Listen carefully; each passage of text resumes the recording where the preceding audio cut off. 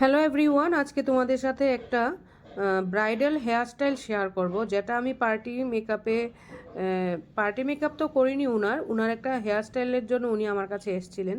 তো এই হেয়ারস্টাইলটা তোমরা ব্রাইডদেরও করতে পারো, বা নিজেরা যদি কোনো বিয়ের ফাংশানে যাও সেখানেও যাওয়ার সময় তোমরা করতে পারো। প্রথমে কি করবে, হেয়ারটাকে মিডল পার্টিশন করে তারপর ইয়ার টু ইয়ার তোমরা পার্টিশন করে নেবে, সেকশন করে নেবে। তারপর কি করবে, ইয়ার টু ইয়ার পার্টিশন করার পর হেয়ারটাকে যেভাবে দেখো আমি সেকশনিং করছি ঠিক সেইভাবে তোমরা সেকশনিং করে ব্যাক কম্বিং করে নেবে। ব্যাক কম্বিং করে ফ্রন্টটা একটু নিট করে নেবে। তারপর পেছন দিকে ব্যাক সাইডে তোমরা একটু হালকা করে স্প্রে মারবে, কিন্তু স্প্রেটা বেশি মেরো না। অনেকে আছে একদম ভরে ভরে স্প্রে করে, তাতে স্প্রেও তাড়াতাড়ি শেষ হয়ে যায় এবং হেয়ারটাও ভীষণ পরে খোলাটা একটু মুশকিল হয়ে যায়, এতটা হেয়ারটা হার্ড হয়ে যায়। যাই হোক, তারপর নিট ক্লিন করে শাইন স্প্রে করে নেবে। শাইন স্প্রে করার পর একটু আয়নার দিকে তাকিয়ে দেখবে, যে পজিশনটা দেখে নেবে, যেই পজিশানে ক্লায়েন্টকে ভালো লাগবে সেই পজিশনটা তোমরা আগে দেখে নেবে। দেখে তারপর কিন্তু ক্লিপটাকে তোমরা বসাবে।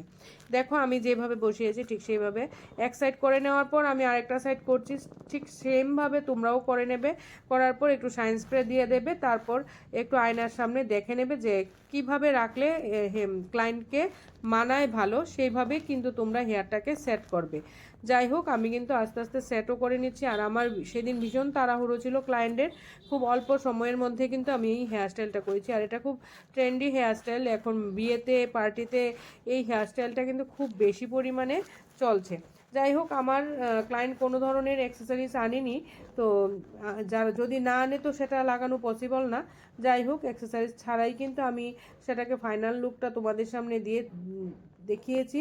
তারপর যেই হেয়ারটা থাকে সেটাকে একটু পেঁচিয়ে নেবে। পেঁচিয়ে নিয়ে যেই বানটা তোমরা করবে প্রথমে, সেই বানটার সাইড দিয়ে এই পেঁচানো হেয়ারটাকে ঘুরিয়ে নেবে। তারপর দেখো আমার হেয়ারস্টাইল কিন্তু একদম কমপ্লিট হয়ে গেছে।